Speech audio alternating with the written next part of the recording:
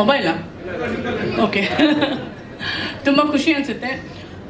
First ಏನಂದರೆ ಮುಂಚೆ ಎಲ್ಲ ತುಂಬ ನಾವು silver jubilee awards, silver jubilee, golden jubilee, ಈ ಅವಾರ್ಡ್ಸು, ಈ ಶೀಲ್ಡ್ಸೇ ತಗೊಳ್ತಾ ಇದ್ವಿ. ತುಂಬ ವರ್ಷಗಳ ನಂತರ ನನ್ನ ಮಗಳು ಕಾಟೇರ 50 days ಅವಾರ್ಡ್ ತೊಗೊಂಡು, ಅವಾಗ ತುಂಬ ಖುಷಿ ಅನಿಸ್ತು. ನನ್ನ ಜೊತೆಗೆ ನನ್ನ ಮಗಳು ಒಂದು ಅಟ್ಲೀಸ್ಟ್ ಅವಾರ್ಡ್ ತೊಗೊಂಡು ಬಂದ್ಲು ಅಂತ. ಈಗ ನಾನು 25 days ಅವಾರ್ಡ್ ತೊಗೊಳ್ತಾ ಇದ್ದೆ as equal like silver jubilee. So ಅದು ಫಸ್ಟ್ ಟೈಮ್ ಒಂದು ಸ್ಪೆಷಲ್ ರೋಲ್ ಮಾಡಿದ್ರೂ ಕನ್ನಡ ಜನ ಎಷ್ಟು ಚೆನ್ನಾಗಿ ರಿಸೀವ್ ಮಾಡಿದ್ದಾರೆ. ಫಸ್ಟ್ ಅವ್ರಿಗೆ ನಾನು hats off and thank you so much ಅಂತ ಹೇಳಬೇಕು.